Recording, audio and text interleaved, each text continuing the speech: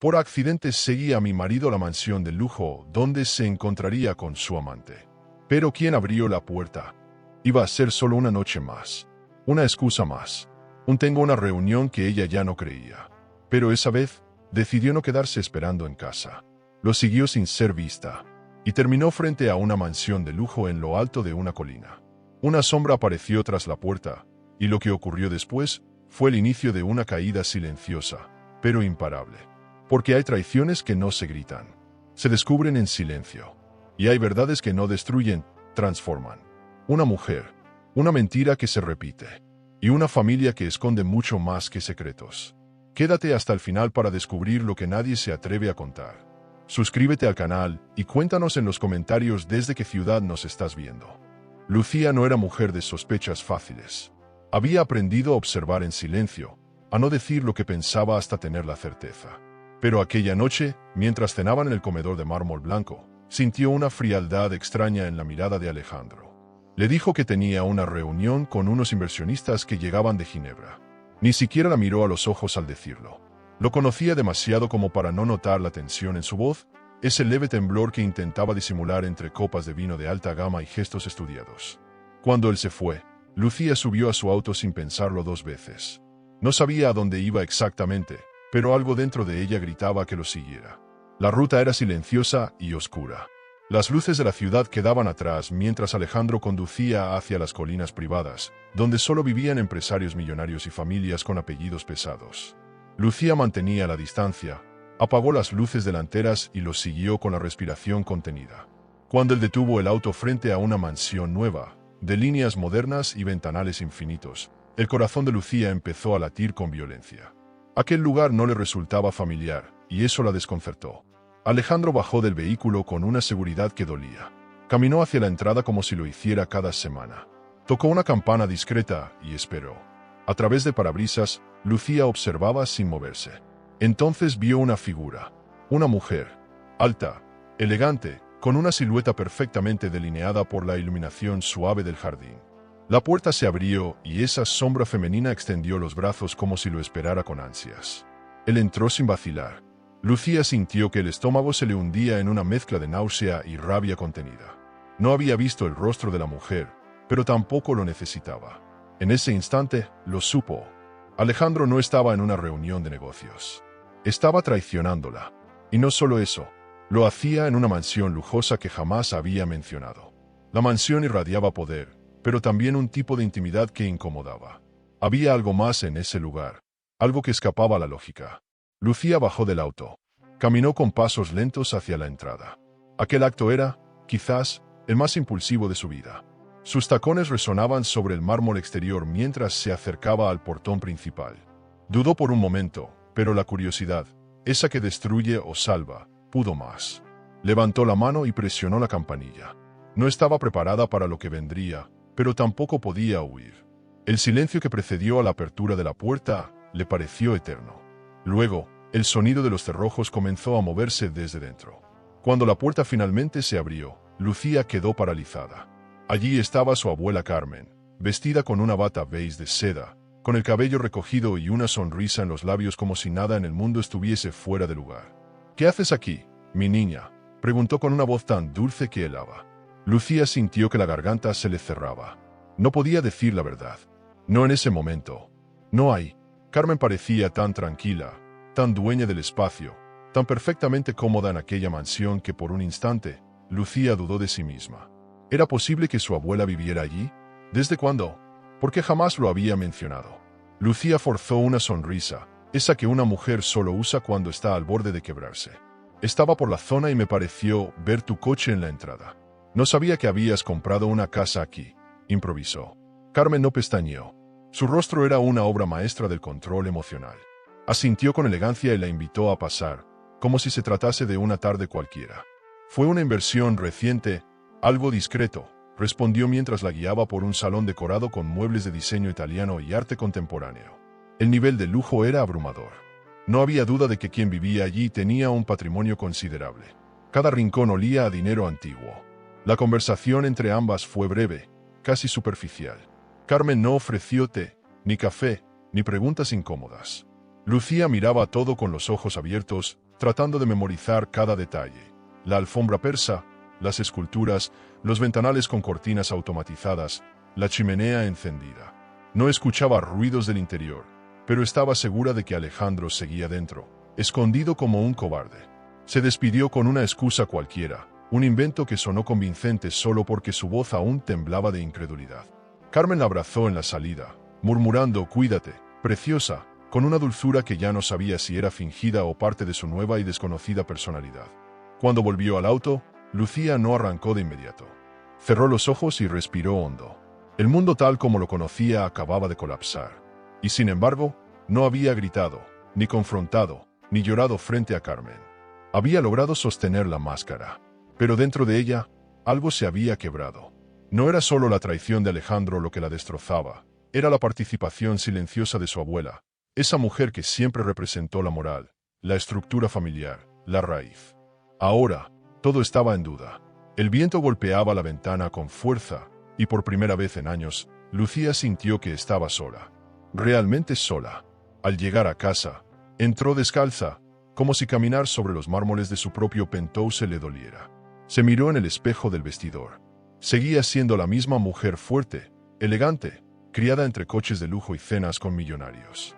Pero ahora, detrás de sus ojos, había algo nuevo, hambre de verdad. No sabía exactamente qué papel jugaba Carmen en todo eso, pero iba a descubrirlo. Recordó entonces a su abuelo Felipe. Llevaba años en coma, como una figura decorativa en una clínica privada que parecía más un hotel de 5 estrellas. Decidió que lo visitaría. Tal vez su silencio, más honesto que cualquier palabra, le diría algo que todos le ocultaban. El camino hacia la clínica fue casi automático. Entró sin anunciarse, saludó al personal médico y se dirigió directamente a la habitación privada de su abuelo. Allí estaba él, con el mismo rostro dormido de siempre, conectado a máquinas que pitaban con regularidad monótona. Lucía se sentó a su lado, le tomó la mano y comenzó a hablarle. Le contó lo que vio, lo que sintió, lo que sospechaba. No esperaba una respuesta, pero necesitaba sacarlo.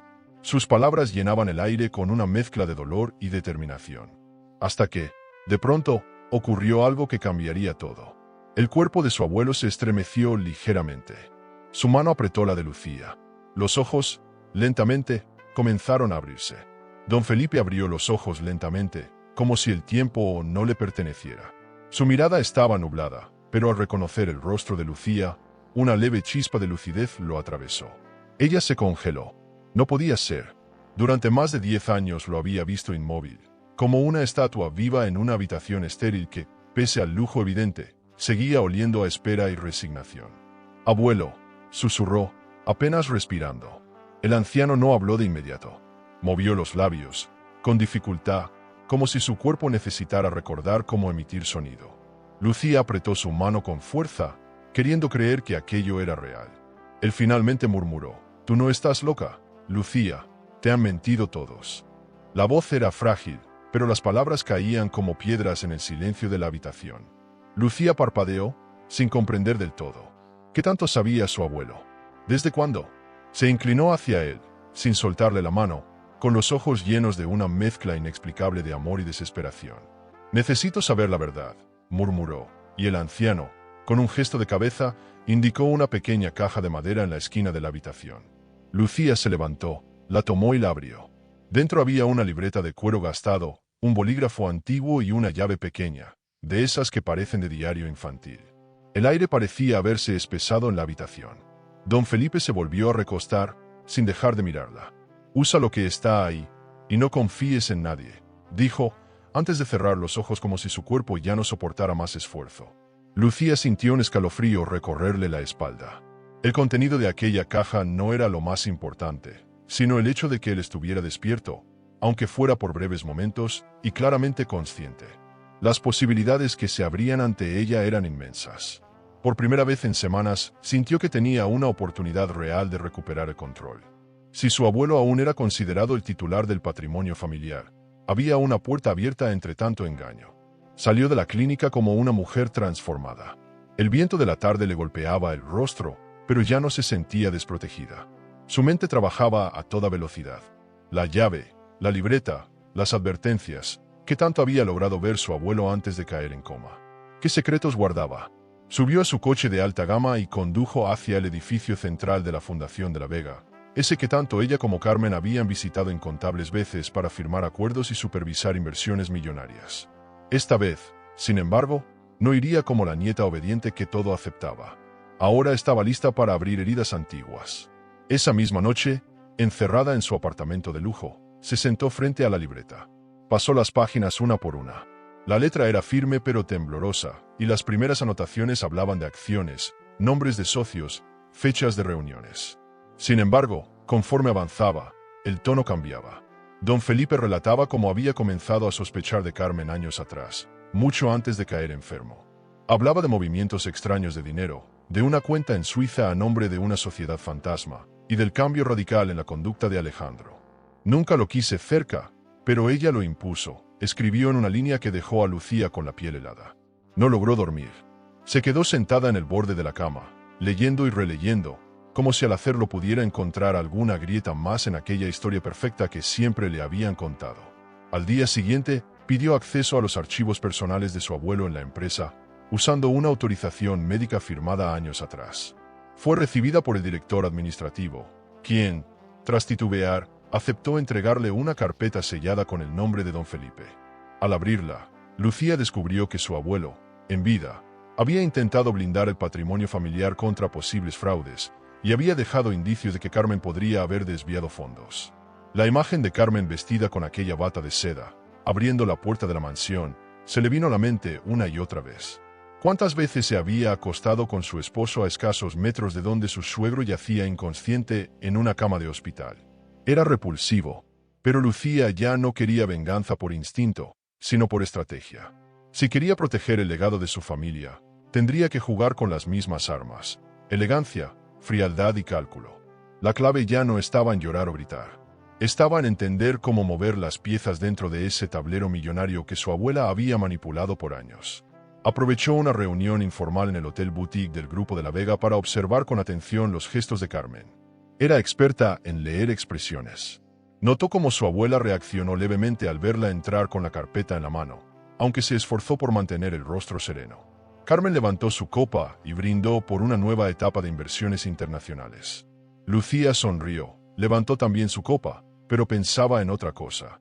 Ahora sabía que no se trataba solo de una traición amorosa, sino también de un juego de poder donde estaban en disputa el dinero, la reputación y el control absoluto del apellido. La libreta contenía también nombres: antiguos colaboradores de Felipe, amigos íntimos de la familia, e incluso el de un abogado que había desaparecido del entorno hacía más de una década. Lucía anotó todo, sin dejar ningún detalle pasar. Empezaba a entender que aquello no era una historia de infidelidad cualquiera. No, era la punta de un iceberg podrido por dentro. Tenía que actuar con inteligencia. Cualquier paso en falso podría costarle no solo su lugar en la empresa, sino la poca estabilidad emocional que le quedaba. Ya no se trataba de Alejandro, sino de algo mucho más profundo: la dignidad de su linaje. En ese momento, recibió una llamada del hospital. El médico personal de don Felipe quería hablar con ella. Le informaron que su abuelo había mostrado actividad neurológica más frecuente durante las últimas 48 horas. Era un avance clínico inesperado. La emoción fue inevitable. Lucía colgó y, por primera vez en años, sintió algo parecido a esperanza. Tal vez, solo tal vez, don Felipe lograría recuperarse por completo. Y si eso ocurría, todo cambiaría. La presidencia, las acciones, los derechos legales, el control de las propiedades. Lucía respiró profundo y murmuró para sí misma: voy a reconstruir todo, pero a mi manera. Lucía decidió no precipitarse.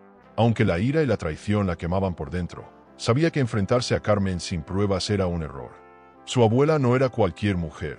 Dominaba las apariencias con maestría, sabía manipular las palabras, los silencios y hasta las miradas. No había alcanzado la cima por ser dulce y maternal. Carmen era una estratega. Por eso, Lucía la invitó a tomar un café en el exclusivo hotel familiar en el centro de Madrid. Un lugar elegante, íntimo y rodeado de detalles de lujo que Carmen apreciaba tanto. Ahí, entre sillones tapizados y vitrales antiguos, planeaba observarla con nuevos ojos. Carmen llegó puntual, vestida con un conjunto de lino blanco y joyas discretas, pero claramente costosas. Saludó a Lucía con afecto, besando su mejilla y tomando asiento con la serenidad de quien cree tener todo bajo control. ¿Qué te pasa, hija? Te noto distante últimamente, dijo, mientras pedía un capuchino sin azúcar y hojeaba el menú como si fueran dos amigas conversando. Lucía sonrió. Solo estoy un poco agotada. Asuntos de la empresa, nuevas inversiones, ya sabes. Mencionó la palabra como quien lanza un anzuelo. Y Carmen mordió el cebo de inmediato. Podríamos pensar en expandir el patrimonio familiar hacia Marruecos. Hay oportunidades interesantes allí. Durante la conversación, Carmen habló con soltura sobre negocios internacionales, nuevas alianzas comerciales y posibles aperturas de hoteles de alta gama en destinos exóticos. Se notaba cómoda en su papel de matriarca millonaria. Pero Lucía notaba pequeñas grietas. A veces, al hablar de temas sensibles, Carmen desviaba la mirada hacia el lateral, una señal involuntaria que Lucía conocía desde niña. La observaba como un cirujano observa una herida. Cuando surgió el tema de propiedades personales, Lucía preguntó con sutileza, ¿y esa casa en las colinas? Me pareció verte por ahí el otro día.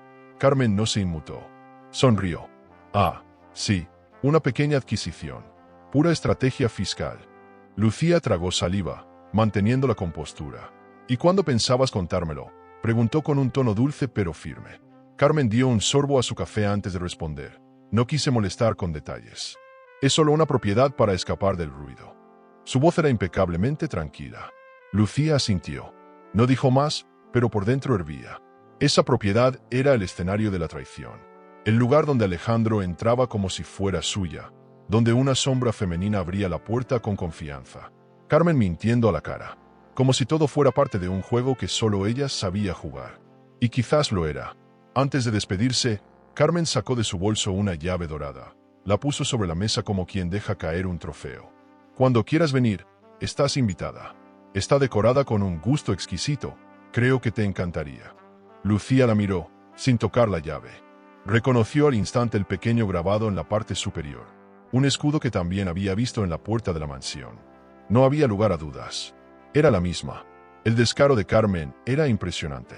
Sonreía con naturalidad, como si ofreciera un paseo al campo. Pero Lucía ya no era ingenua. Se levantó, tomó su bolso y la miró con frialdad. Lo pensaré. Camino a casa, Lucía intentaba procesar todo. La hipocresía, la audacia, la sangre fría. Esa mujer que le había enseñado a elegir cubiertos en cenas de gala y a caminar con la espalda recta en eventos de lujo, era ahora su enemiga. Pero no lo sabría todavía. Lucía necesitaba más. No solo intuiciones o símbolos.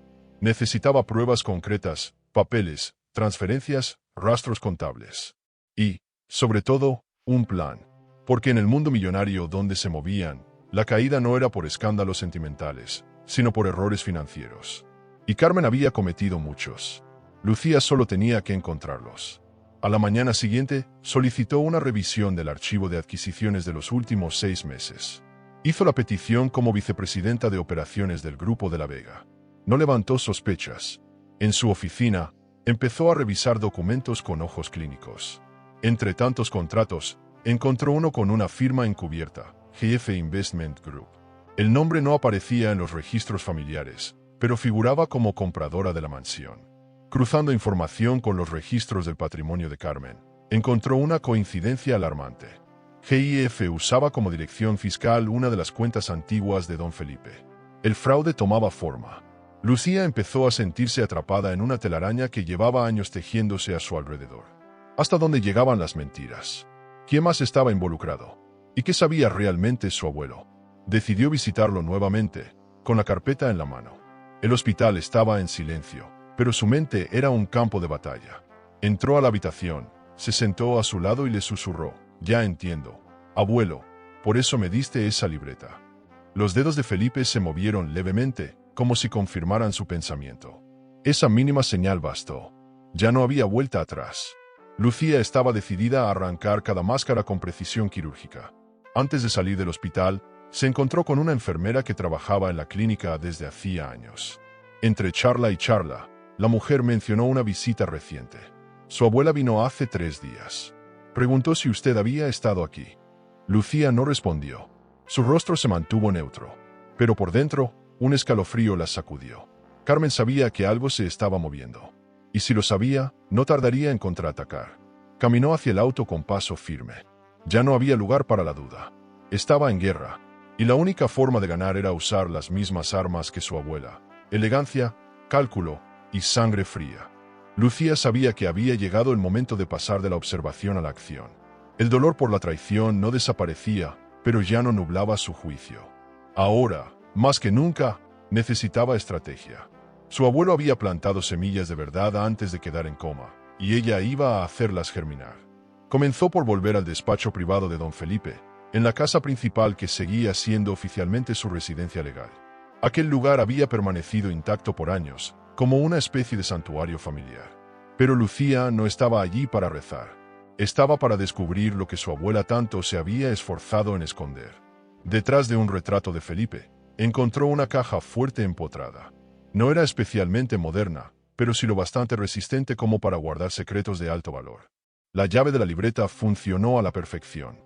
Dentro encontró documentos bancarios, escrituras de propiedades, contratos de inversiones y una lista de personas de confianza.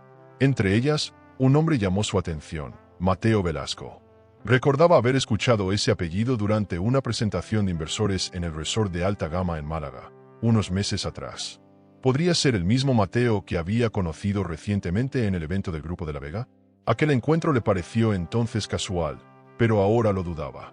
Mateo era joven, brillante y con un historial impecable en finanzas internacionales. Su empresa asesoraba patrimonios millonarios en toda Europa. Y, según los documentos de su abuelo, había sido uno de los pocos aliados reales que quedaban. Lucía decidió no mencionarle aún que había visto su nombre en la libreta. Si quería confirmar su lealtad, tendría que observarlo de cerca. Esa misma tarde, organizó una reunión con él en uno de los salones privados del Hotel de Lujo en Marbella. Mateo aceptó encantado, como si esperara el llamado. Durante el encuentro, Lucía notó algo diferente en él. Más allá de su elegancia y educación impecable, había algo en sus ojos que transmitía sinceridad. Hablaron durante más de 2 horas sobre estrategias de diversificación de capital, estructuras fiduciarias y blindaje de inversiones familiares. Mateo fue claro, preciso y directo. Lucía, mientras tanto, analizaba cada gesto, cada pausa, cada palabra. Al finalizar, él le dijo: si alguna vez necesitas algo más allá de lo profesional, aquí estoy. Fue una frase simple, pero cargada de intención. Ella sonrió, agradeció y se retiró. Aún no sabía si podía confiar, pero sentía que debía intentarlo. Al día siguiente, aprovechando su acceso como vicepresidenta de operaciones, Lucía solicitó una auditoría silenciosa de las últimas 10 adquisiciones firmadas por Carmen. Lo hizo usando una firma digital antigua de Felipe, registrada en los sistemas internos por si necesitaba actuar a distancia. Nadie cuestionó nada. A fin de cuentas, todos pensaban que ella era solo una pieza más del engranaje. Los primeros resultados llegaron en cuestión de horas: sociedades pantalla, transferencias trianguladas, compras de propiedades a través de fundaciones ficticias. Carmen había construido un imperio oculto, drenando el patrimonio familiar sin dejar rastros evidentes. Esa noche, Lucía fue al hospital a ver a su abuelo. Él permanecía dormido, pero su presencia la reconfortaba. Sentada junto a la cama, le susurró detalles del plan que comenzaba a tomar forma. «Voy a recuperar todo, abuelo. Y lo haré sin que sospechen». Acarició su mano con ternura, recordando los veranos en la finca familiar, cuando él le enseñaba el valor de un legado. Ahora entendía que el lujo no era solo tener objetos caros, sino proteger lo que otros quieren destruir por ambición. Al salir, recibió un mensaje. Mateo la había invitado a una conferencia exclusiva sobre innovación financiera en Madrid. Decidió asistir, no tanto por el contenido, sino por la oportunidad de seguir observando a Mateo. El evento se desarrollaba en un edificio de diseño contemporáneo, rodeado de jardines verticales y detalles de arquitectura ecológica de alta gama. Al llegar, fue recibida por ejecutivos, políticos y herederos de apellidos conocidos. Mateo subió al escenario y habló con claridad y pasión sobre el futuro de las inversiones responsables. Su exposición dejó a todos impresionados. Lucía, en primera fila, lo miraba con atención. Cuando terminó, él bajó y se dirigió directo hacia ella. «Tengo la sensación de que tú y yo podríamos construir algo importante, si me dejas ayudarte». El aire se volvió denso por un momento. Lucía no respondió de inmediato. Sabía que todo en ese entorno, luces, palabras, miradas, podía formar parte de un teatro sutil. Pero algo en su interior la empujaba a aceptar esa mano tendida. Si Mateo estaba diciendo la verdad, podría convertirse en su mejor aliado. Si no, al menos ella sabría jugar sus cartas. De regreso a casa, repasó todo lo que había descubierto en los últimos días. Carmen no tenía idea de lo cerca que estaba de perder el trono. Y Lucía aún no había mostrado su mejor jugada. Era solo cuestión de tiempo para que la reina empezara a tambalear. Y mientras preparaba el siguiente paso, se preguntó cuánto costaría realmente romper los lazos con su propia sangre. Porque la verdad, por más noble que fuera, podía convertirse también en un veneno. Esa noche, mientras observaba las luces de la ciudad desde su terraza, se dio cuenta de que su vida ya no tenía marcha atrás. Estaba en medio de una guerra silenciosa. Y si quería sobrevivir, tendría que dejar de ser la niña obediente y convertirse en la mujer que su abuelo supo que podía llegar a ser. ¿Y tú? ¿Serías capaz de destruir tu propia familia para defender lo que es justo? ¿Hasta dónde llegarías si te traicionaran quienes más amas? Lucía aceptó la invitación de Mateo con una mezcla de curiosidad y necesidad. No sabía aún en qué lugar colocarlo. Aliado, tentación, amenaza disfrazada. Pero si algo había aprendido de Carmen, era que en el mundo de los millonarios, a veces uno debía sentarse a cenar con quien podría traicionarte, solo para mirar bien a los ojos y saber cómo muerden. El yate atracado en el puerto de Valencia era una joya flotante. De diseño italiano, con interiores minimalistas y acabados de alta gama, todo en él olía a éxito silencioso. Mateo la recibió en cubierta, con una copa de vino blanco en la mano y una sonrisa difícil de interpretar. Durante el almuerzo, hablaron poco de negocios. Mateo se mostró más interesado en conocerla a ella, más allá de su rol como heredera del patrimonio de la Vega. Lucía respondió con reservas, pero también con cierto alivio. No todo era estrategia. A veces, también necesitaba respirar. Mateo la escuchaba sin interrumpir, con esa mirada limpia que inquietaba por su falta de pretensión. Cuando ella mencionó a su abuelo y las sospechas sobre Carmen, él se limitó a decir, el verdadero poder está en saber cuándo hablar y cuándo observar. Esa frase quedó flotando entre ellos como una advertencia o una confesión. De vuelta en tierra, Lucía se prometió no bajar la guardia. Pero no podía negar que había sentido una chispa. No era amor, no todavía. Era una mezcla rara de respeto, deseo y reconocimiento mutuo. En un entorno donde todo parecía fingido, Mateo era un misterio que valía la pena explorar. Al día siguiente, retomó su agenda con la frialdad de siempre. Carmen había convocado una reunión ejecutiva en la Torre Central de Madrid para revisar nuevas inversiones. Alejandro también estaría presente. Lucía llegó puntual, vestida con un traje blanco de corte impecable. Su apariencia era impecable, pero por dentro, una tormenta se gestaba. La reunión transcurrió en tono cordial, con propuestas, cifras, presentaciones y proyecciones. Carmen dominaba el discurso con su estilo habitual, cálido pero contundente. Alejandro, en cambio, parecía incómodo. Evitaba mirar a Lucía. Sabía, tal vez, que algo había cambiado. Al final del encuentro, Carmen le pidió que se quedara unos minutos más. La citó en su despacho privado, bajo el pretexto de conversar sobre ajustes presupuestarios. Lucía aceptó, sin mostrar emociones. Entró en la sala con paso firme, sabiendo que cada palabra contada era una pieza más en el rompecabezas que estaba armando cuidadosamente. Mientras eso ocurría, Alejandro tomó un desvío. A escondidas, se dirigió al último piso del hotel insignia del grupo, donde Carmen había reservado una suite de lujo. Allí, se encontraron con la familiaridad de quienes han compartido más que negocios. Lo que no sabían es que Lucía, por sugerencia de Mateo, había instalado discretamente cámaras de seguridad en espacios clave del edificio. Una medida de protección ante posibles sabotajes, según el informe técnico. Pero en realidad, era una red silenciosa de observación. Esa misma noche, un archivo llegó a su teléfono. Imágenes de Alejandro y Carmen besándose apasionadamente, riéndose como adolescentes. Lucía no reaccionó de inmediato. Miró el vídeo una y otra vez, en completo silencio. No lloró, no gritó. Algo dentro de ella simplemente se rompió. Ya no eran suposiciones. Ya no era intuición. Era una verdad filmada, registrada y descargada en su corazón como una puñalada elegante. Decidió no enfrentarlos todavía. Esa noche, se vistió con un vestido negro largo, tacones altísimos y un abrigo de piel heredado de su madre. Fue a una gala benéfica como si nada ocurriera. Saludó, sonrió, posó para los fotógrafos. Aprendió, en pocas horas, a convertirse en una actriz de su propia vida. Mateo estaba allí también. Al verla entrar, se acercó sin prisa, con una copa en la mano y una expresión que parecía adivinarlo todo. «No hace falta que sonrías si no quieres», le susurró al oído, y Lucía lo miró con una mezcla de asombro y alivio.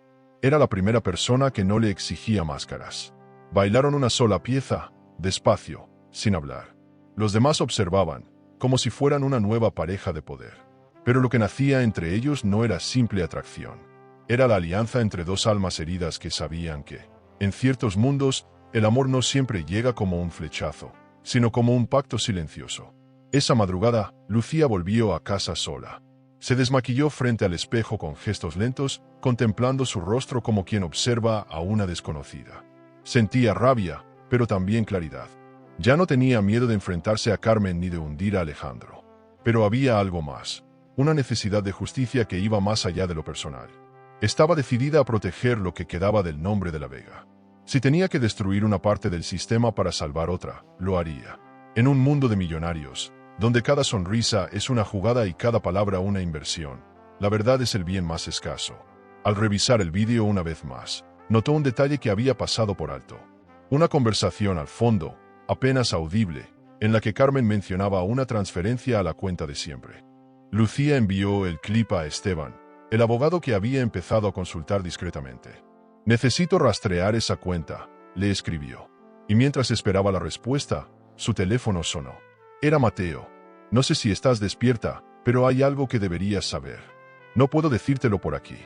Lucía suspiró. En el fondo, ya sabía que las próximas semanas serían una guerra. Pero esta vez, no iba a pelear sola. Lucía despertó con el eco de la llamada de Mateo aún retumbando en su mente. No había dormido bien. Cada pensamiento la llevaba de regreso al vídeo, a la traición, a los susurros ocultos tras una relación podrida. El mensaje de Esteban llegó temprano. Había encontrado rastros de una cuenta antigua, vinculada indirectamente al patrimonio de la Vega, pero operada por una empresa ficticia, Belmonte Holdings. Aquella sociedad tenía actividad reciente, a pesar de estar registrada hacía casi 15 años. Lucía sintió que estaba cerca de destapar algo grande. Algo que, tal vez, ni siquiera su abuelo había podido descubrir del todo antes de enfermar. Decidió volver a la mansión principal, aquella que durante años fue el corazón de la familia, ahora convertida en un cascarón de mentiras. Lo hizo sin avisar. Entró con paso firme, cruzando el pasillo de mármol, saludando al personal que la conocía desde pequeña. En la biblioteca, encontró lo que buscaba, el viejo escritorio de Felipe. Revisó cajones, compartimentos ocultos, hasta que dio con una pequeña palanca empotrada bajo una estantería. Tiró de ella, y un panel en la pared se desplazó hacia un lado. Ahí estaba, una caja fuerte antigua, con una cerradura numérica que parecía no haber sido tocada en años. Recordó entonces la fecha de aniversario de bodas de sus abuelos. Fue un intento lógico. Giró la perilla con paciencia.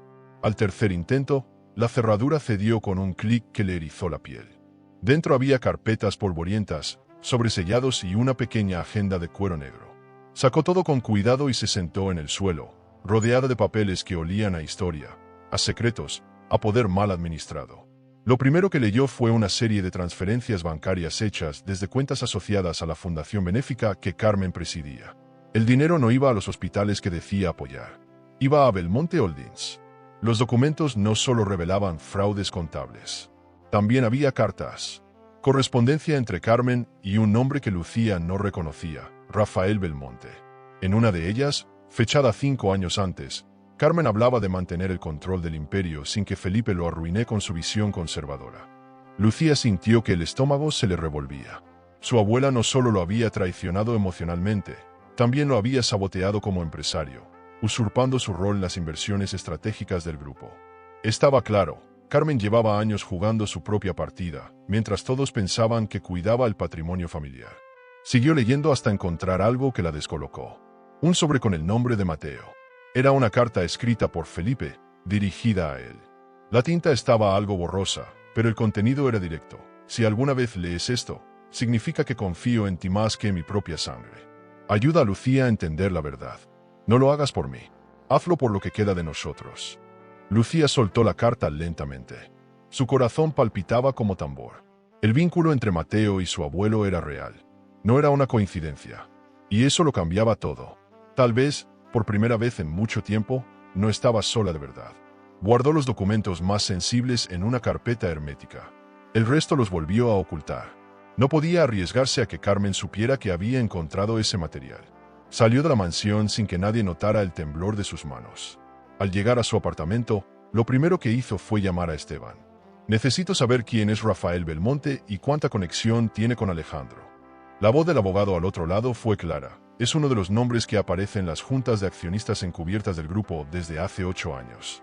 Posiblemente, el hombre detrás del dinero de tu abuela. Lucía entendió que el círculo se cerraba. Carmen, Rafael y Alejandro no solo compartían secretos. Compartían negocios. Compartían intereses. Compartían poder.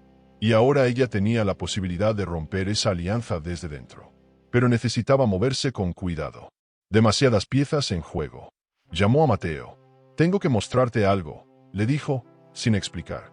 Acordaron encontrarse en una de las propiedades secundarias de la familia, un pequeño chalet costero que casi nadie visitaba. Un sitio discreto, apartado del circuito millonario que Carmen frecuentaba para sus eventos de caridad vacíos y sus alianzas estratégicas sin alma. Cuando Mateo llegó, Lucía ya lo esperaba sentada junto a la chimenea, con la carpeta en sus manos. Le pasó los documentos sin decir palabra. Lo miró fijamente mientras él los leía, página por página, con expresión cada vez más sombría. Cuando terminó, se quedó en silencio. Luego levantó la vista y dijo, estás en medio de una tormenta más grande de lo que imaginas. Y yo, estoy dentro también. Lucía no sabía si eso era una confesión o una advertencia. Pero por primera vez, sintió que ambos estaban en el mismo lado de un juego que solo conocía 2 reglas: destruir o ser destruido. Antes de irse, Mateo se acercó a ella. No estás luchando solo por tu abuelo o por tu apellido. Estás luchando por lo que te van a arrebatar si no lo detienes ahora. Lucía lo escuchó en silencio. Se abrazaron por un instante. No había deseo ni pasión en ese gesto. Solo respeto, confianza y una complicidad que se estaba volviendo indestructible. Cuando se quedó sola, encendió la chimenea y se sentó frente al fuego. Carmen no lo sabía aún, pero todo lo que había construido con engaños empezaba a resquebrajarse. Y Lucía estaba lista para tirar el primer ladrillo. Carmen organizó la gala como quien planea una obra de teatro. Todo medido, todo controlado. El salón del Gran Hotel de La Vega fue transformado en un palacio de cristal, con lámparas de araña, fuentes de champán francés y flores blancas importadas de Sudáfrica. El evento benéfico, oficialmente en apoyo a una fundación infantil, era en realidad una vitrina para reafirmar su posición como la figura maternal del millonario emporio familiar. Lucía sabía que detrás de cada sonrisa se escondía un cálculo. Por eso, esa noche no asistiría como invitada, sino como amenaza silenciosa. Lucía llegó con un vestido rojo escarlata de diseñador italiano, corte asimétrico, espalda al descubierto. Sus tacones resonaban sobre el mármol como el paso de una declaración de guerra. A su lado, Mateo, impecable en un smoking negro, irradiaba seguridad. Entraron sin hablar mucho, solo con miradas. La música de cuerda flotaba en el aire, y los fotógrafos captaban cada instante como si se tratara de una pareja consolidada. Carmen los observó desde lejos. No mostró sorpresa, pero sus dedos se tensaron levemente alrededor de su copa. Alejandro, en cambio, no pudo ocultar el gesto de celos que le cruzó el rostro. Durante la primera hora, Lucía se movió con elegancia. Saludó a empresarios, antiguos aliados de su abuelo, e incluso donantes que no veían actividad filantrópica real desde hacía años. Carmen, rodeada de aduladores, se mostraba intocable. Pero esa noche, la corona empezaría a inclinarse. Lucía subió al escenario sin previo aviso. Tomó el micrófono con naturalidad y agradeció a los presentes por asistir a una gala que, según dijo, marcaría una nueva era de transparencia en el uso del patrimonio familiar. Mencionó la necesidad de fiscalizar todas las inversiones benéficas realizadas en los últimos 5 años. Mateo la observaba desde una esquina, sin perder detalle. Lucía siguió hablando, con voz pausada y segura. No reveló nada todavía, pero dejó sembradas preguntas en la sala. Cuando el poder se vuelve rutina, la corrupción se disfraza de tradición, dijo, antes de bajar del escenario. Carmen aplaudió, con una sonrisa congelada. Alejandro ya había perdido el color del rostro. La tensión entre ellos era casi visible. Lucía no necesitaba gritar ni confrontar. Solo con presencia y lenguaje sembraba incomodidad. Sabía que aquella noche no iba a ser olvidada, aunque aún no hubiera mostrado todas sus cartas. Durante el cóctel, Alejandro se acercó con paso tambaleante. Olía a whisky caro y desesperación. «Estás jugando con fuego, Lucía», murmuró al oído. Ella lo miró con frialdad. «Solo aprendí a bailar con las brasas que tú encendiste». Él quiso decir algo más, pero Mateo intervino. Tomó la mano de Lucía con naturalidad, la llevó al centro del salón y comenzaron a bailar. Fue un momento simbólico. Dos figuras de poder, caminando sobre el mismo suelo que Carmen consideraba suyo. El mensaje era claro: el imperio de la Vega ya no respondía a los viejos nombres. Había una nueva reina en el tablero. Carmen fingió calma, pero se retiró a su camarín personal durante unos minutos. Encerrada entre espejos y perfumes, lanzó su copa contra el suelo. La fractura interna comenzaba a ser evidente. Mientras tanto, Lucía retomaba conversaciones con miembros clave del Consejo de Inversiones. «Estamos trabajando en un proyecto de energías limpias en el sur. Hoteles autosustentables de alta gama. Inversión segura, impacto real». No solo era un gesto ambiental, era un movimiento estratégico. Romper con el legado tradicional para construir el suyo propio. Los socios escuchaban con interés. Ella no pedía permiso. Informaba de su nueva dirección. Ya entrada la madrugada, Carmen regresó al centro del salón. Intentó recuperar terreno con discursos y anécdotas, pero el ambiente había cambiado. Lucía se convirtió, sin declararlo, en el nuevo centro de gravedad. Al despedirse, una empresaria de renombre le dijo en voz baja: «Tienes algo que no se compra ni se hereda. Tienes propósito». Lucía sonrió con sinceridad. No era vanidad, era reconocimiento. Había esperado años para que la vieran como algo más que una nieta obediente o una esposa decorativa. Y ahora, entre candelabros y vestigios de una vieja gloria, comenzaba a emerger como una amenaza real. Al salir del evento, Mateo le ofreció conducir. «Esta noche ganaste sin disparar una sola bala», dijo con una mezcla de orgullo y cautela. Lucía lo miró por el retrovisor, sin responder. No era una victoria aún.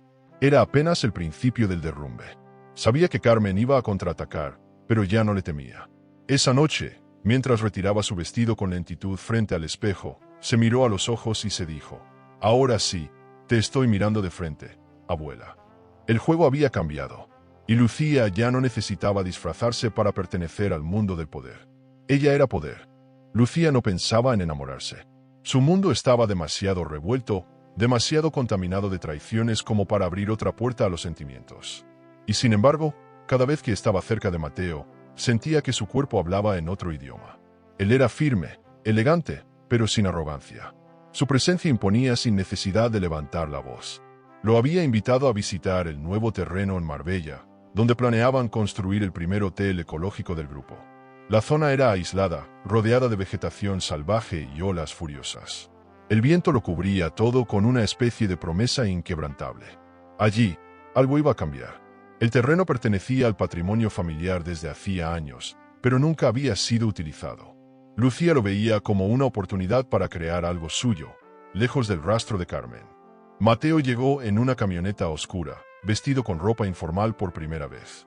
«Aquí hay silencio, eso vale más que el oro», le dijo al bajar. Lucía asintió. Pasaron el día recorriendo el espacio, hablando de diseños, materiales sostenibles, posibilidades de inversión limpia y experiencias de alta gama.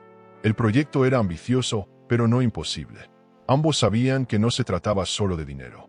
Era una manera de crear un legado sin corrupción.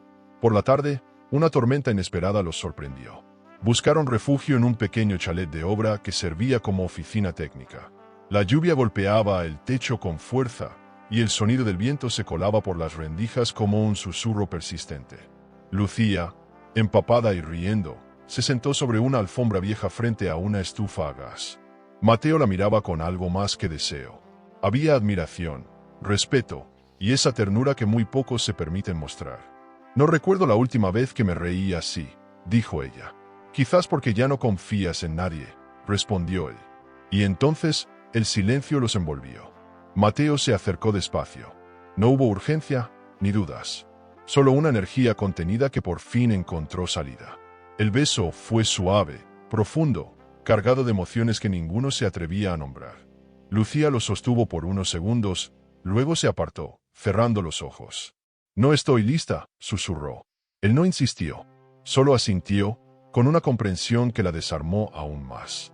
Se quedaron allí, en silencio, escuchando la lluvia. A veces, el amor no llega con fuegos artificiales, sino con pausas largas, con heridas abiertas que encuentran consuelo sin necesidad de palabras. Y esa noche, entre paredes de madera, algo nuevo empezó a germinar. Al día siguiente, Carmen actuó con precisión quirúrgica. Citó a Lucía a una reunión extraordinaria del Consejo Administrativo. La excusa fue una revisión urgente de presupuestos. En realidad, se trataba de un movimiento premeditado.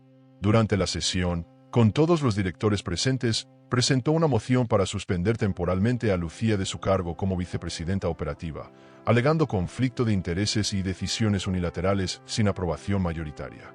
Lucía no se inmutó, pero por dentro ardía. Sabía que esto era represalia pura. Carmen no había soportado verla brillar en la gala. Y ahora, estaba contraatacando con puño de hierro. Mateo se enteró de inmediato. Intentó buscarla, pero Lucía no contestó el teléfono en todo el día. No porque estuviera huyendo, sino porque estaba pensando. Desde su apartamento, con vista al skyline madrileño, analizaba los últimos movimientos. Tenía pruebas de corrupción, una red de cuentas falsas, documentos firmados por Carmen. Pero aún no era el momento. Si disparaba demasiado pronto, podía perder. Necesitaba que la caída fuera pública, sonora, irrefutable. Por eso, dejó que Carmen creyera que había ganado. Mientras tanto, trabajaba en silencio, con Esteban, en el armado de un expediente legal que haría temblar los cimientos del grupo.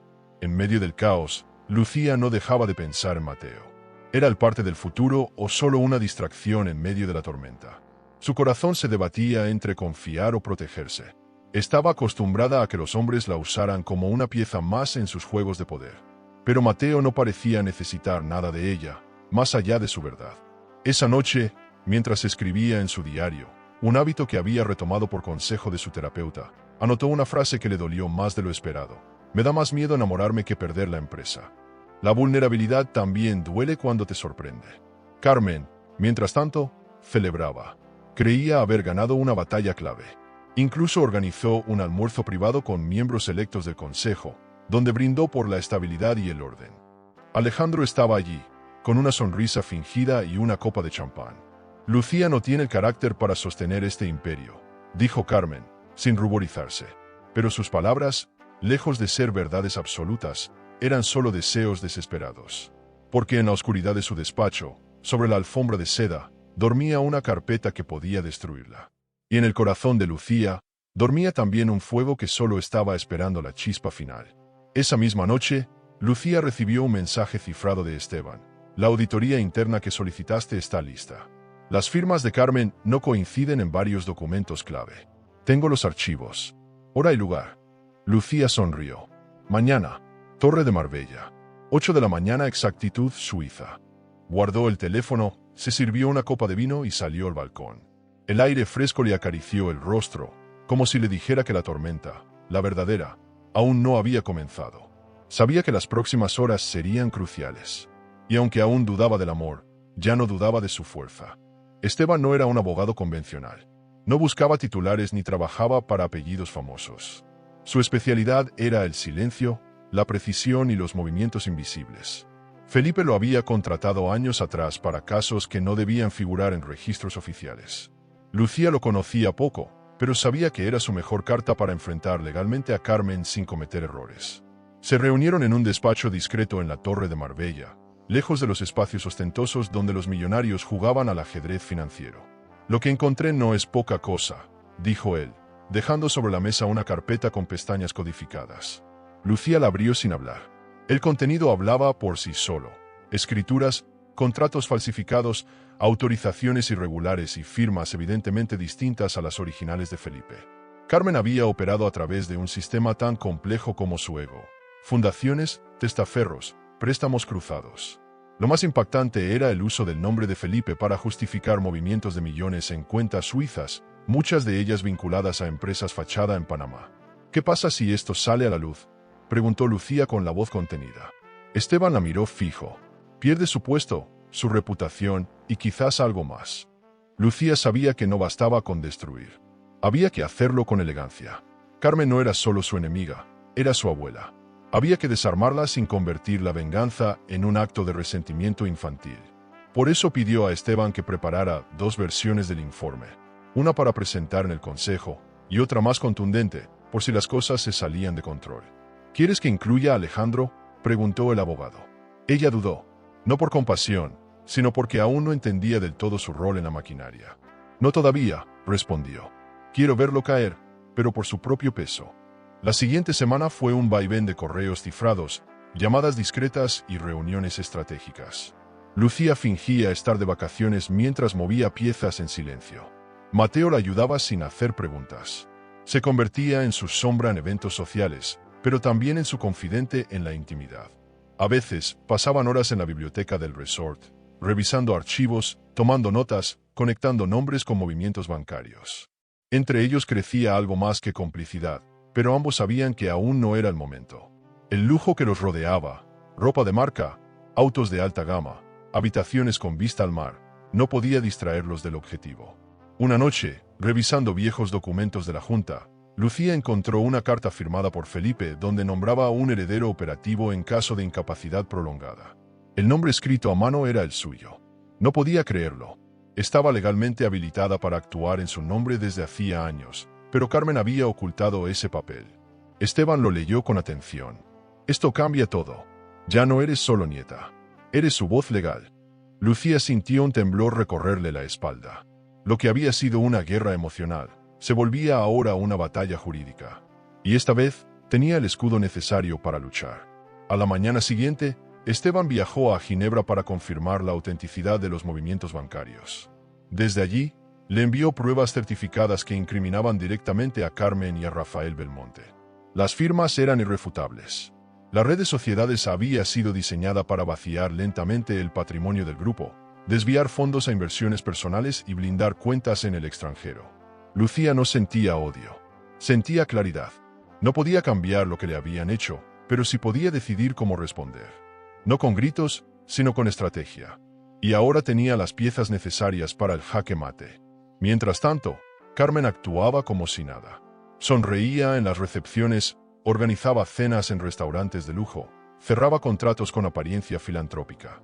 Su imagen pública era intocable, pero por dentro, Lucía notaba cambios. La tensión en sus hombros. Las llamadas privadas cada vez más frecuentes. El nerviosismo en las reuniones del consejo. Alejandro, por su parte, parecía más ausente. Ya no coqueteaba ni mostraba esa arrogancia desbordante. Algo lo preocupaba, y Lucía pensaba que tal vez, por primera vez, él intuía que su máscara empezaba a agrietarse. Y esa grieta, tarde o temprano, se convertiría en derrumbe. Mateo la citó en un café discreto del centro. «Estás a punto de convertirte en la persona más poderosa de este grupo», le dijo. Lucía lo miró sin emoción. «Eso no me interesa. Quiero que se sepa la verdad, y que nunca más nadie use el nombre de mi abuelo para sucio beneficio». Mateo bajó la mirada. «Entonces, ya ganaste». Pero Lucía sabía que no. No aún, porque el verdadero triunfo no era jurídico ni financiero. Era emocional. Era mirar a Carmen a los ojos, frente a todos, y obligarla a reconocer lo que hizo.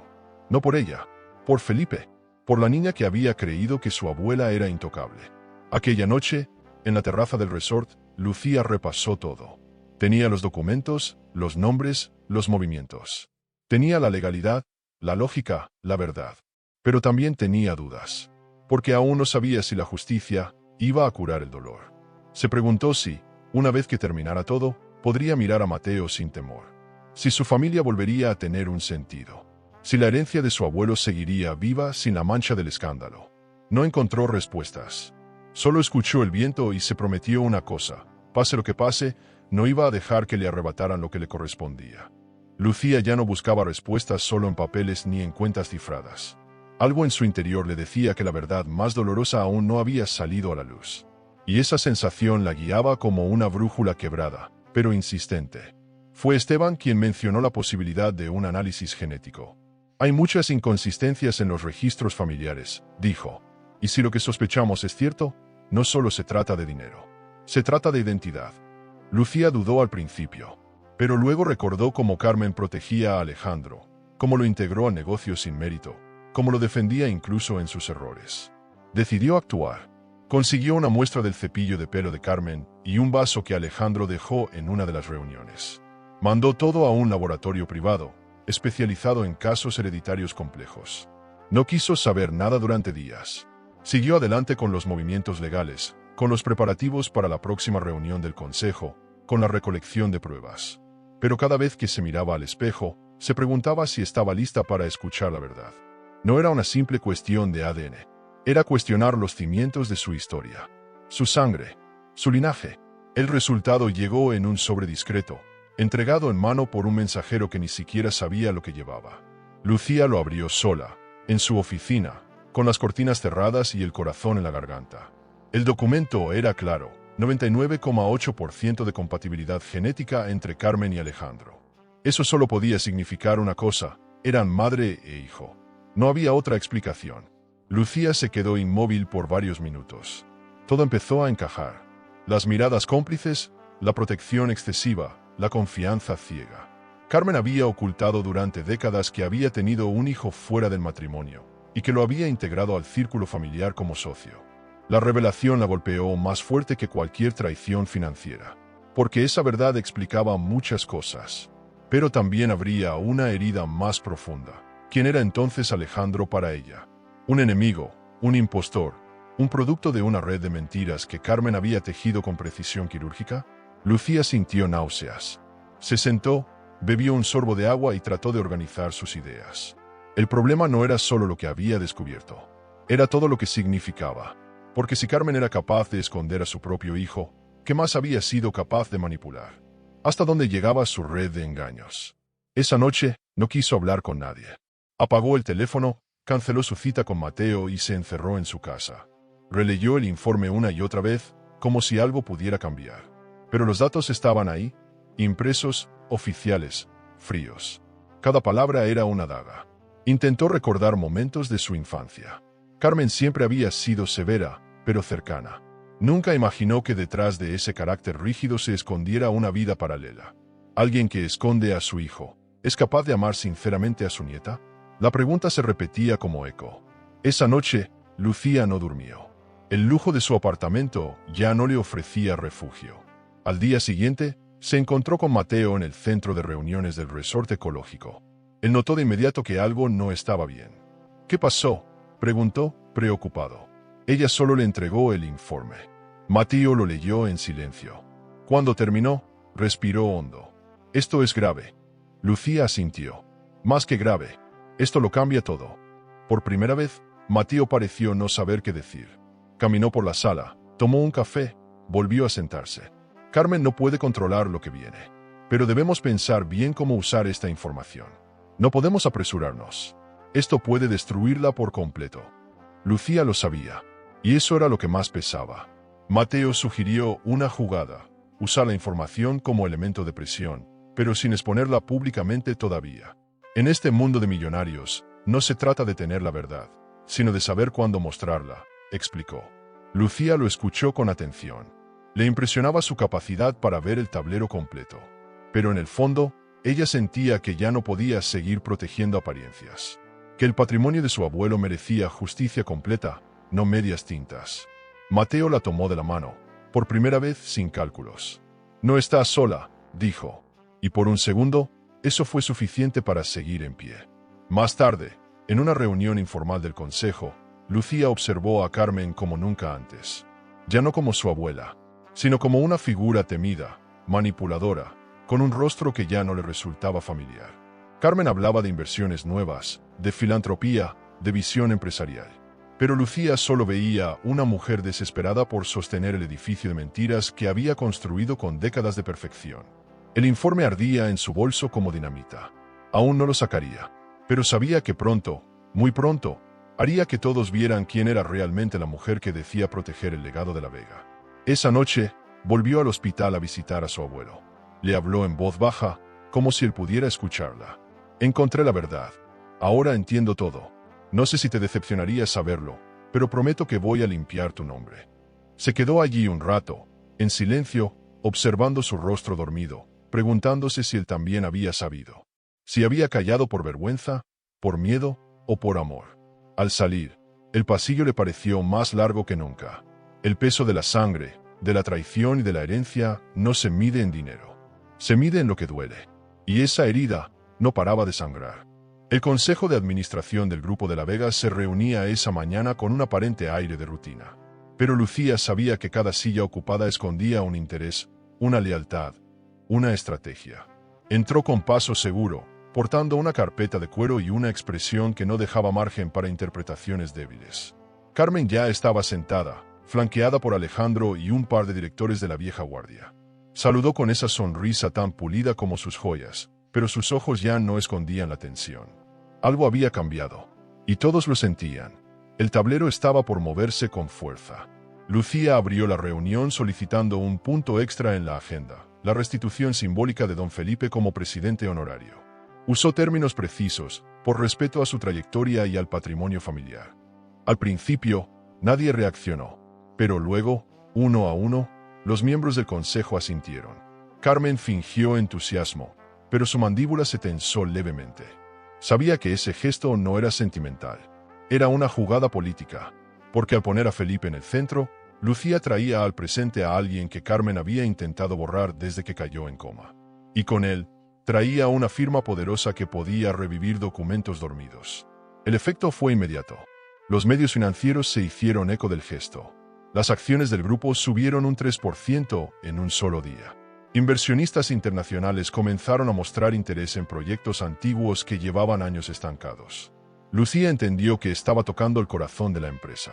No con discursos vacíos, sino con símbolos. Su abuelo, desde una cama, seguía generando confianza. Carmen se vio obligada a felicitarla públicamente, pero en privado, lanzó una reunión de emergencia con su equipo legal. Necesitaba saber hasta dónde podía Lucía llegar, y cuánto podía perder si seguía callando. Mateo, desde su despacho en Madrid, supervisaba el comportamiento de los mercados. «Has activado una respuesta emocional en los inversores que ni los reportes anuales logran», le dijo por videollamada. Lucía lo escuchaba, pero pensaba en otra cosa. Estaba empezando a comprender el verdadero poder. No el que grita, ni el que castiga, sino el que mueve las estructuras sin necesidad de aplausos. El poder que tiene una mujer cuando decide que ya no va a proteger lo que la hiere. Y eso, en un mundo millonario construido por hombres, era más revolucionario que cualquier adquisición de alta gama. En medio del auge mediático, Carmen intentó recuperar el control organizando una cena de gala con empresarios asiáticos interesados en inversiones inmobiliarias en la costa. Lucía fue invitada, pero decidió no asistir. Envió en su lugar a Mateo, con un portafolio de proyectos sustentables y nuevas alianzas. Su ausencia fue más elocuente que cualquier discurso. Durante la cena, los asistentes notaron que Carmen ya no tenía la misma firmeza. Incluso Alejandro cometió errores al presentar cifras. Algunos invitados abandonaron el salón antes del postre. Carmen sonreía, pero por dentro sabía que la base se estaba resquebrajando. Lucía recibió, esa noche, un mensaje inquietante. Un sobre deslizado por debajo de la puerta de su apartamento. No tenía remitente. Dentro, una hoja con letras recortadas de revista. Deja de escarbar o alguien saldrá lastimado. No llamó a la policía. No se lo dijo a Mateo. Solo lo guardó en una caja con otros recuerdos de advertencias sutiles, llamadas anónimas, sobres vacíos, comentarios en redes sociales. Sabía que había tocado una fibra que no debía, pero ya no había vuelta atrás. Esa era la diferencia entre una niña que hereda un apellido y una mujer que construye su legado. El lunes siguiente, Esteban confirmó algo que lo dejó sin habla. Una empresa vinculada a Carmen había transferido fondos a una cuenta en Belice apenas 3 días después de la reactivación del nombre de Felipe. «Es pánico», dijo. «Está moviendo el dinero antes de que lo congelemos». Lucía decidió actuar. Inició un proceso legal silencioso para auditar todos los movimientos del grupo en los últimos 5 años. Usó su poder como heredera operativa, respaldada por la firma dormida de su abuelo. Cada hoja, cada cifra, cada firma, ahora eran armas. El silencio que había protegido a Carmen durante años empezaba a deshacerse. Mientras tanto, Alejandro se volvió cada vez más errático. Faltaba a reuniones, perdía los estribos ante empleados, bebía más de lo habitual. Mateo lo observaba de lejos. Sabe que está hundido, y que no puede arrastrarte con él. Lucía se limitaba a decir, que se caiga solo. No necesitaba exponerlo todavía. El juego era dejar que se consumiera en su propio miedo. Carmen, por su parte, comenzó a agendar citas con fundaciones nuevas, intentando lavar su imagen rápidamente. Pero ya nada sonaba auténtico. La sombra de Felipe se había vuelto demasiado grande. Y Lucía, cada vez más luminosa. Una tarde, al salir de una reunión, Lucía fue interceptada por una periodista. ¿Qué siente al liderar una transformación tan profunda dentro del grupo? Lucía sonrió y respondió con firmeza: siento que ha llegado el momento de que la verdad sea el principal activo de esta empresa. Esa frase, al día siguiente, encabezó los titulares financieros. No era solo una estrategia, era una declaración de intenciones. Carmen vio el periódico en su oficina, lo dejó sobre el escritorio, y no dijo nada. Pero en su interior, algo se rompió, porque por primera vez, entendía que esta vez no iba a poder ganarle. Lucía recibió la llamada del hospital a primera hora de la mañana. Su abuelo había despertado completamente, con signos vitales estables y respuesta neurológica coherente. La noticia la dejó en shock. Aunque Felipe había mostrado pequeños signos en las semanas anteriores, nadie esperaba un regreso tan repentino. Se vistió sin pensar, tomó su abrigo de cachemira y bajó con el corazón acelerado. Durante el trayecto, no podía dejar de pensar en la última vez que hablaron. Todo había cambiado desde entonces. El lujo que la rodeaba, las estrategias, los enemigos ocultos, y ahora, la voz que más había extrañado, volvía para cerrar el círculo. Al llegar, encontró a Felipe incorporado en la cama, débil, pero con los ojos llenos de lucidez. Lucía se acercó con lágrimas en los ojos. No sabía por dónde empezar. Él le tomó la mano con fuerza sorprendente y dijo: «Lo encontraste todo, ¿verdad?». Ella asintió, sin palabras. Durante una hora, hablaron como si nunca se hubieran separado.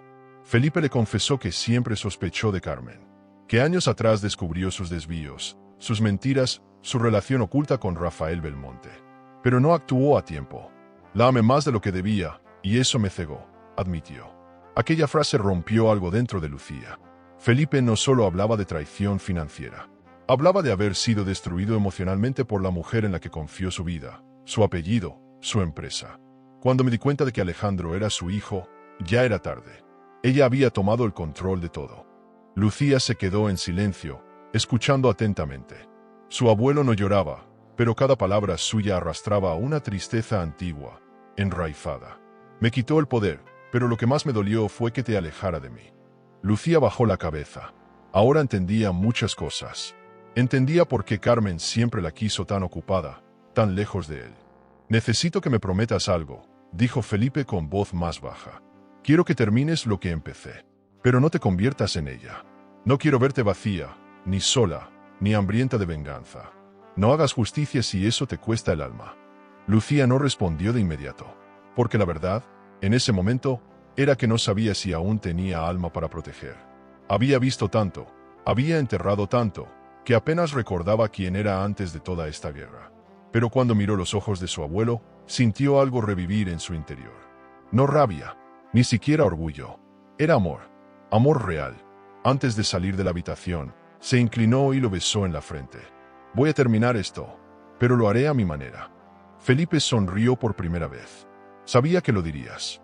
Esa fue la última frase que escuchó de su abuelo, porque apenas minutos después, sufrió una parada cardíaca. Los médicos corrieron, intentaron reanimarlo, pero no pudieron. Lucía no gritó, no se derrumbó. Solo se quedó parada, con la mano sobre su pecho, como si el calor de aquel último momento aún siguiera allí. Había muerto en paz, con la verdad dicha, con su última voluntad expresada con claridad. Y eso la marcó para siempre.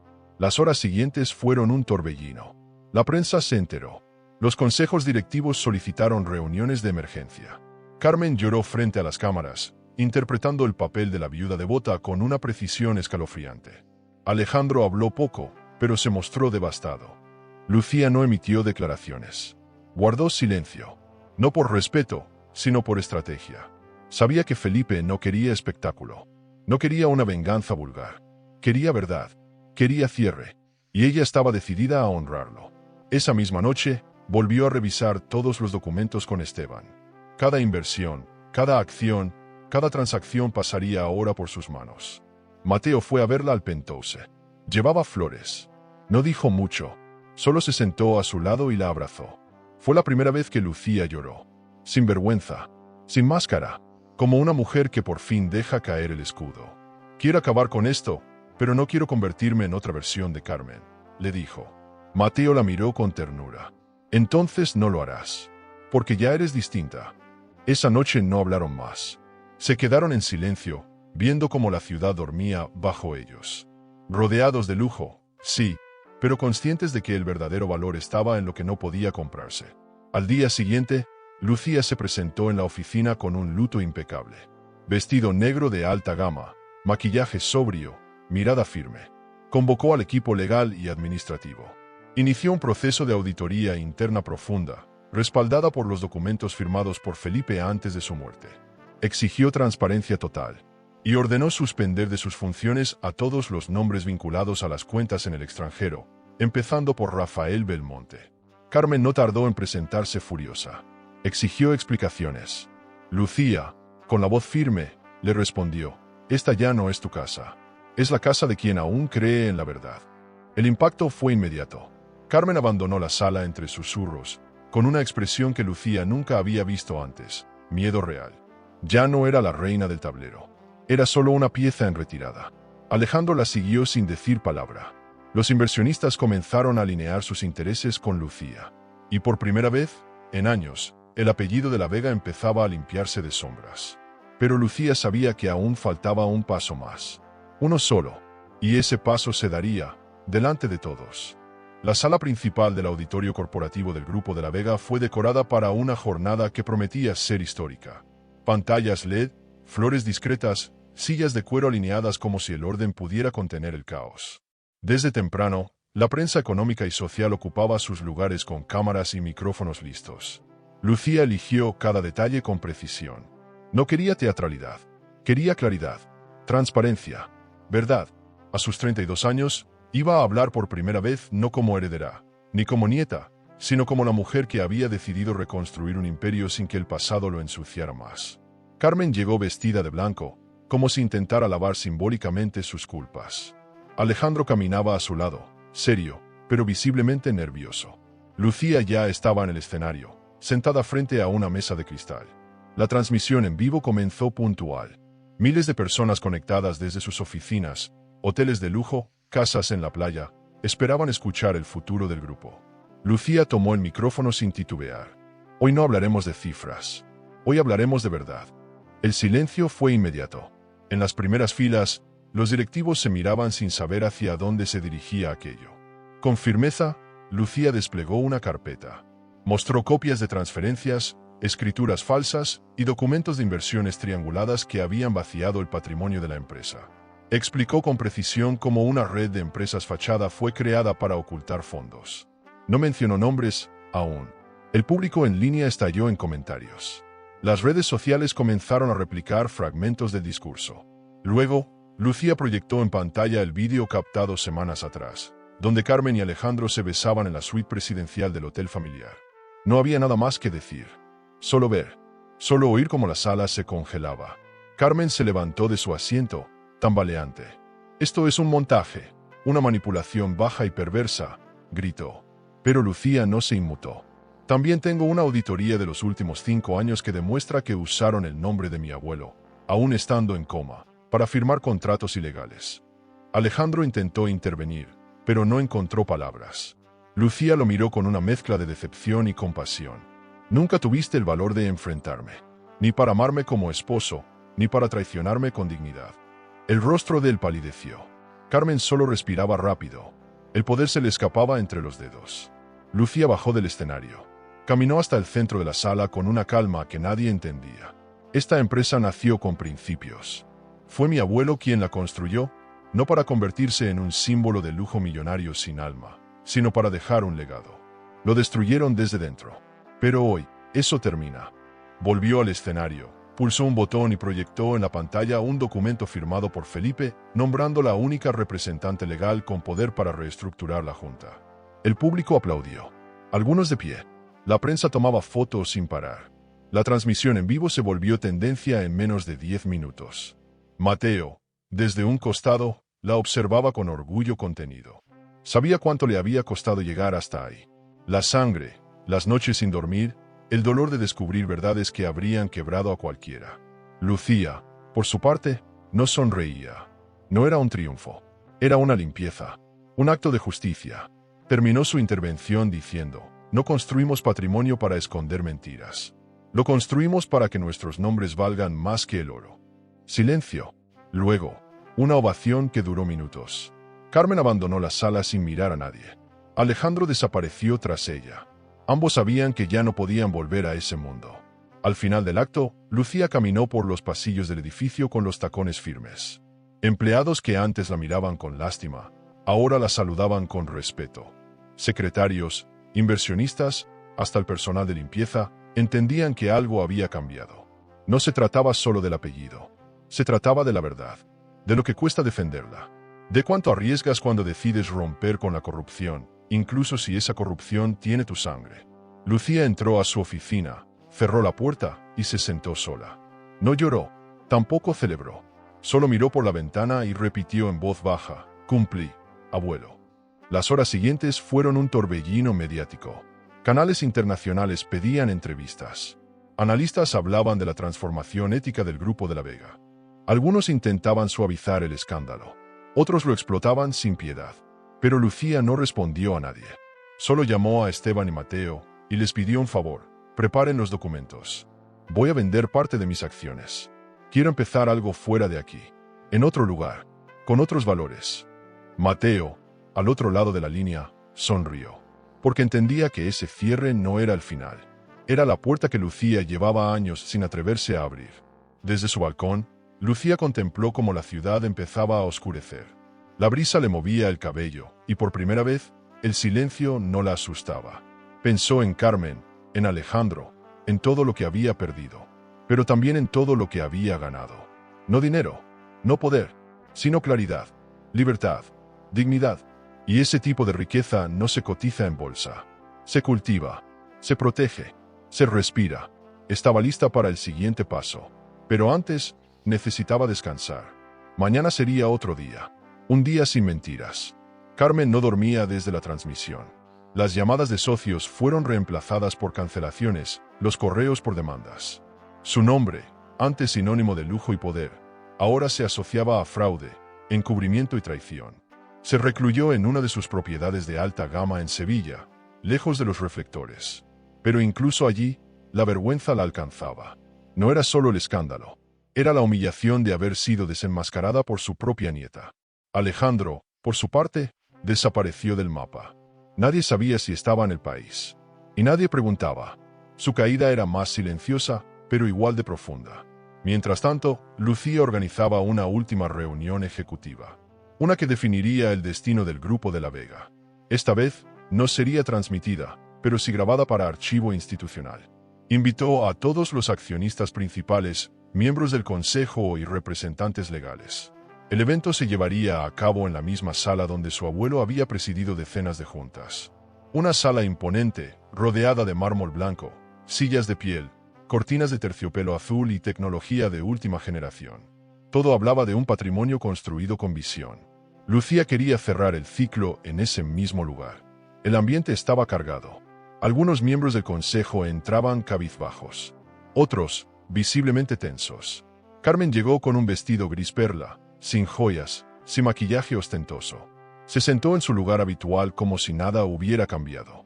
Lucía la observó desde el centro de la mesa y, por primera vez, no sintió rabia. Solo distancia, como si la mujer que estaba frente a ella fuera ya una figura del pasado. Daremos inicio con la lectura final de los movimientos pendientes, anunció Lucía con voz clara. Todos escuchaban. Nadie hablaba. La tensión era un hilo a punto de romperse. Cuando Esteban tomó la palabra para leer las medidas legales en curso, una de las puertas del salón se abrió con un chirrido suave.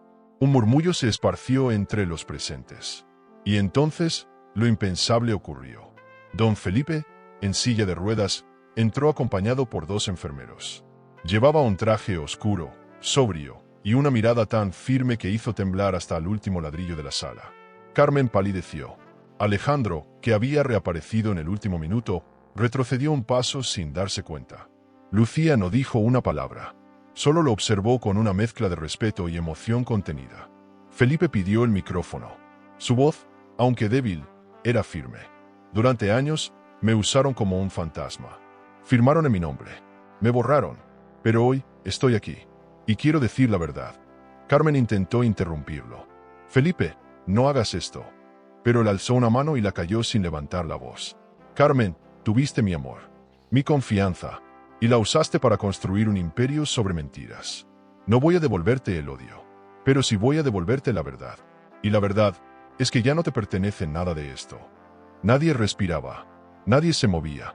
Era el juicio que nunca esperaron. Alejandro, visiblemente afectado, murmuró: yo no sabía todo, pero Felipe lo miró con dureza. Sabías lo suficiente, y decidiste callar. Eso también es traicionar. Lucía se mantuvo al margen, permitiendo que su abuelo dijera lo que había estado guardando durante años. Felipe anunció su decisión: donar el total de sus acciones restantes a una fundación educativa para jóvenes sin recursos. El apellido de la Vega debe significar algo más que lujo. Debe servir para algo más grande. La sala explotó en murmullos. Aquello no era solo justicia. Era una nueva era. Carmen se levantó. No gritó. No discutió. Solo bajó la cabeza y salió por la misma puerta por donde había entrado Felipe. No dijo adiós. No miró atrás. Fue la retirada más silenciosa y la más definitiva. Alejandro fue escoltado por uno de los abogados de consejo. Nadie lo despidió. Nadie lo miró. Lucía, desde su lugar, entendió que la guerra había terminado. No con violencia, sino con verdad. Y eso era más fuerte que cualquier grito. Más profundo que cualquier venganza. Lo había logrado. No como empresaria, como nieta, como mujer. Al terminar la reunión, Felipe le pidió a Lucía que lo acompañara al jardín interior del edificio. Bajo una higuera vieja, hablaron de la vida, de los errores, de lo que queda cuando todo se cae. Gracias por no rendirte, le dijo. Ella le respondió con una sonrisa tranquila. Tú me enseñaste a no hacerlo. Fue la última conversación larga que tuvieron. Semanas después, Felipe regresaría al hospital, esta vez sin retorno. Pero Lucía no lloró su partida con culpa. Lo había honrado en vida. Le había devuelto el apellido. Y eso, en su mundo, valía más que cualquier herencia millonaria. Esa misma noche, Lucía publicó un comunicado en nombre del Grupo de la Vega. El lujo no está solo en lo que poseemos, sino en cómo defendemos lo que es correcto. Hoy, comienza una nueva etapa. Limpia, transparente y con propósito. La noticia se difundió rápidamente. Analistas hablaron de una transformación histórica del modelo empresarial. Pero Lucía no buscaba titulares. Buscaba paz. En su ático, mientras cerraba las persianas y apagaba las luces, miró una foto de Felipe y murmuró: lo logramos. Y por primera vez, en mucho tiempo, sintió que todo había valido la pena. Lanzarote amanecía con un sol tibio y una brisa marina que parecía limpiar el alma.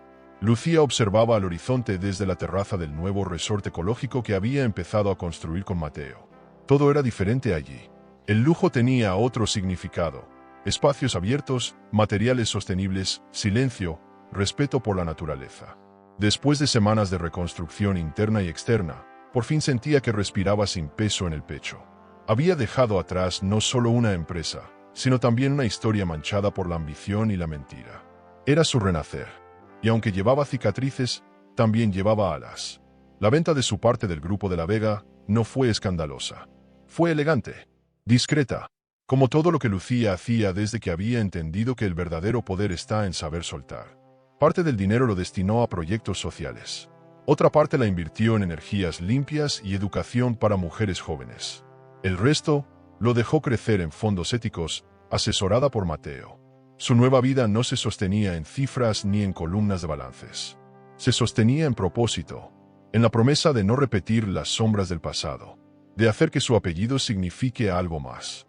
Mateo, por su parte, seguía sorprendiéndola. Nunca intentó robarle el protagonismo. Nunca le exigió explicaciones. Simplemente caminó a su lado, sosteniéndola cuando ella flaqueaba y dándole espacio cuando lo necesitaba. Su relación no nació del drama. Nació de la reconstrucción.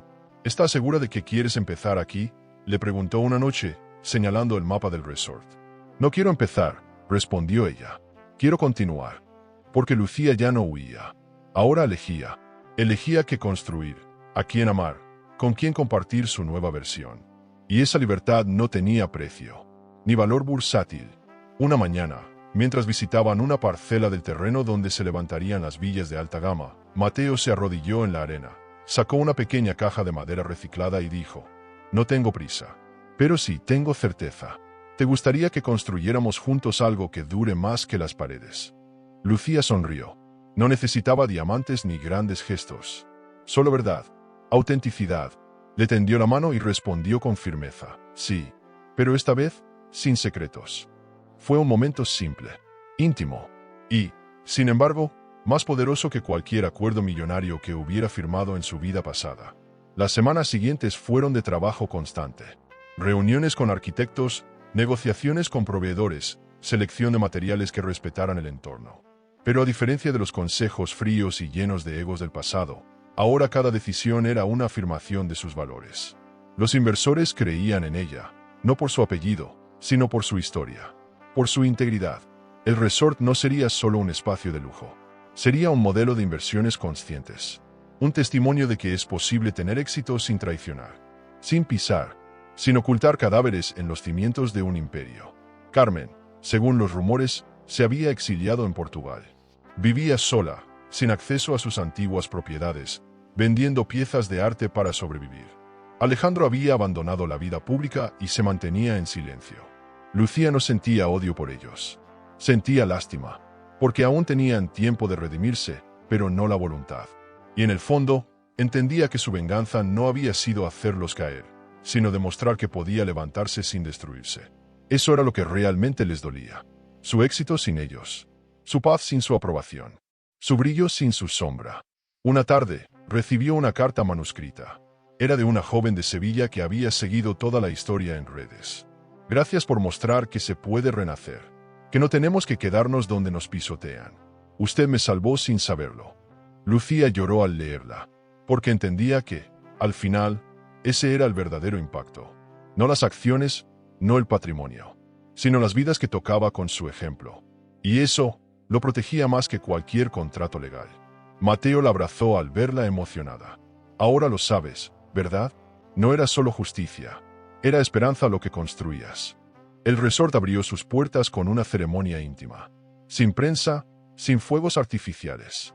Solo amigos, socios y colaboradores. Gente que creyó en la idea cuando aún era solo un plano en papel. Lucía dio un pequeño discurso. No venimos a vender descanso. Venimos a ofrecer reencuentro. Con la naturaleza, con la verdad, con uno mismo. Los aplausos fueron sinceros, cálidos. Nada de trajes de gala, solo ropa ligera, pies descalzos en la arena. Y por primera vez, Lucía se permitió disfrutar sin mirar atrás. Porque ya no había nada que la atara al dolor. Solo un horizonte lleno de paz. Aquella noche, caminando por la playa, Mateo la detuvo. ¿Estás feliz?, preguntó. Lucía no respondió de inmediato. Miró las olas, respiró hondo y asintió. No es la felicidad que imaginaba. Es otra, más serena, más real. Se abrazaron en silencio. Las estrellas brillaban sobre ellos. Y mientras el mar susurraba su calma, Lucía supo que finalmente había llegado. No a un destino, sino a sí misma, porque el verdadero lujo no está en lo que tienes, sino en lo que ya no necesitas. ¿Pensaste que lo que acabas de ver fue fuerte? Entonces prepárate para descubrir lo que sucede cuando una mujer se esconde en su propia boda y escucha a su marido confesarle a otra mujer algo que jamás debía decir. No hubo gritos, no hubo escándalo, pero lo que ella hizo después dejó la fiesta en ruinas, y a todos sin palabras. Haz clic ahora para ver el vídeo completo de Me escondí en la boda y escuché a mi marido con su amante, porque hay confesiones que se clavan más que cualquier traición. El amor puede ser un laberinto de emociones. Suscríbete al canal y dale a me gusta al video para descubrir historias que revelan secretos, elecciones y giros que toda mujer debería conocer. Porque a veces la verdad está más cerca de lo que creemos.